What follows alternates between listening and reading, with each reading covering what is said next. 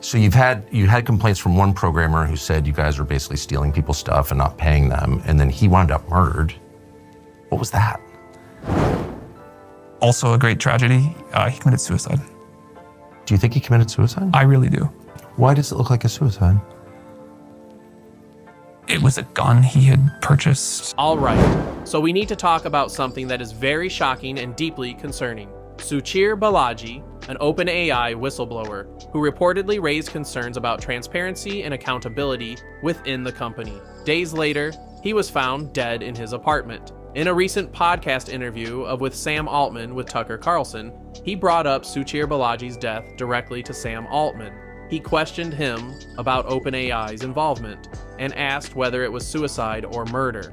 Altman's reaction and body language was even more shocking. He literally said, "I haven't done too many interviews where I've been accused of murder." First of all, let's see this clip.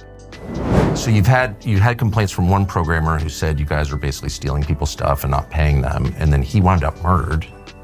What was that? Also a great tragedy, he committed suicide. Do you think he committed suicide? I really do. Have you looked? This was like a friend of mine. This is like a guy that, and not a close friend, but this is someone that worked at OpenAI for a very long time. I was really shaken by this tragedy. I spent a lot of time trying to, read everything I could, as I'm sure you and others did too, about what happened. It looks like a suicide to me. Why does it look like a suicide? It was a gun he had purchased. It was this is like gruesome to talk about, but I read the whole medical record. Does it not look like one to you? No, he was definitely murdered, I think. There were signs of a struggle, of course. The surveillance camera, the wires had been cut. He had just ordered takeout food, come back from a vacation with his friends on Catalina Island. No indication at all that he was suicidal, no note, and no behavior. He had just spoken to a family member on the phone. And then he's found dead with blood in multiple rooms. So that's impossible. Seems really obvious he was murdered. Have you talked to the authorities about it? I have not talked to the authorities about it. And his mother claims he was murdered on your orders. Do you believe that? I'm asking. You just said it, so do you believe that? I think that it is worth looking into.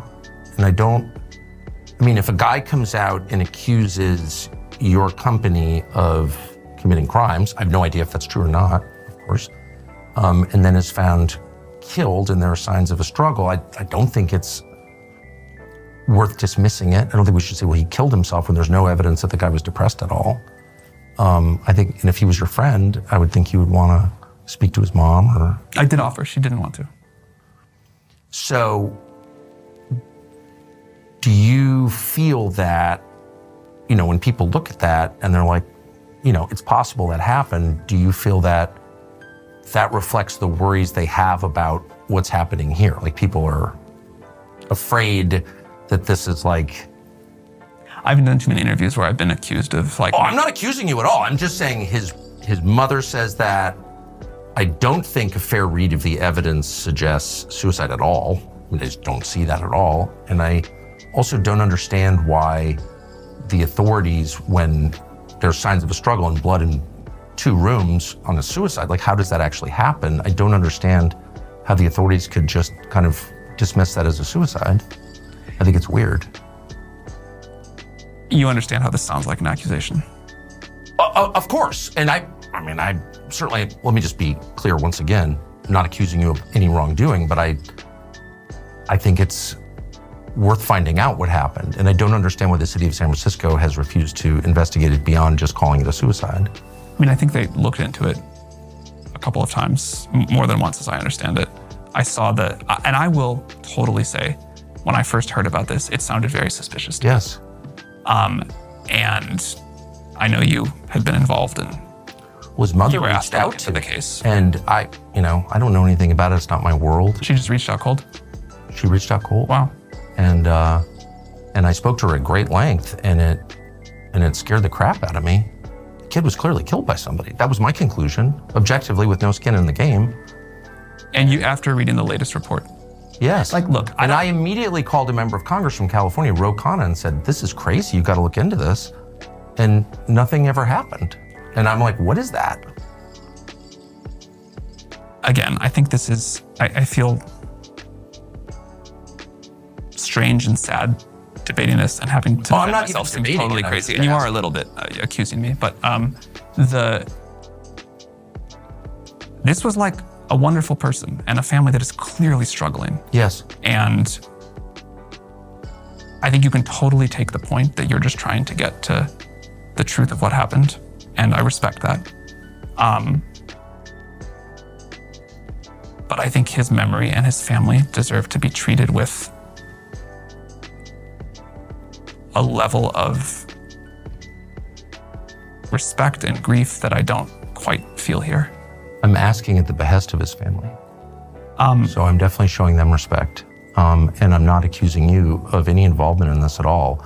What I am saying is that the evidence does not suggest suicide, and for the authorities in your city to elide past that and ignore the evidence that any reasonable person would say adds up to a murder, I think is very weird, and it shakes the faith that one has in our system's ability to respond to the facts.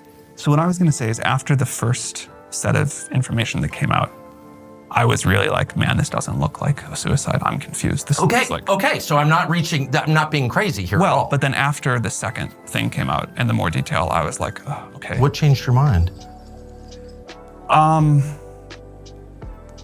The second report on the way the bullet entered him and the sort of person who had like followed the sort of likely path of things through the room. I assume you looked at this too. Yes, I did. And what about that didn't change your mind? It just didn't make any sense to me. Why would the security camera wires be cut? And how did he wind up bleeding in 2 rooms after shooting himself? And why was there a wig in the room that wasn't his? And has there ever been a suicide where there's no indication at all that the person was suicidal who just ordered takeout food? I mean, who orders DoorDash and then shoots himself? I mean, maybe. I've covered a lot of crimes as a police reporter. I've never heard of anything like that. So no, I was even more confused.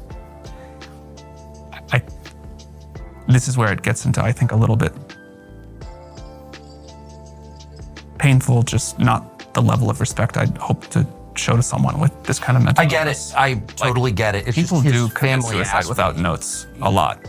Like that happens. For sure. People definitely order food they like before they commit suicide. Like this is an incredible tragedy, and That's his family's view, and they think it was a murder, and that's why I'm asking the question. If I were his family, I am sure I would want answers, and I'm sure I would not be satisfied with really any. I mean, there's nothing that would comfort me in that, you know? Right. Like, so I get it. I also care a lot about respect to him. Right. Suchir Balaji worked at OpenAI for nearly 4 years before he resigned in 2023. In his resignation, he had expressed dissatisfaction with the company's shift to a for-profit model. Family of Suchir Balaji has demanded FBI investigation into this case. Mother of Suchir Balaji, Purnima Rao, also accused OpenAI of hushing up the investigation and any possible witnesses. In an interview with Carlson, Ms. Rao said, "My son had documents against OpenAI. They attacked him and killed him. Some documents were even missing after his death. My son celebrated his birthday a day before he died. What more do we need to give on account that he was in a happy mood?" A whistleblower's sudden death is certainly shocking enough. There's no evidence right now linking Sam Altman to Suchir Balaji's death. But when you add the fact that OpenAI is at the center of the world's AI race, with billions of dollars, government contracts, and humanity's future, in the balance it becomes more than just a headline. So in my opinion, AI is moving way too fast, and the secrecy around it is even faster. And when a whistleblower ends up dead, whether it's coincidence or not, that silence becomes impossible to ignore. If the people building the most powerful technology in human history can't be transparent with their own employees, how can we expect them to be transparent with the rest of us? So what's your opinion on this matter? Let me know your thoughts in the comments, and if you're new around here, subscribe this channel for more updates on AI.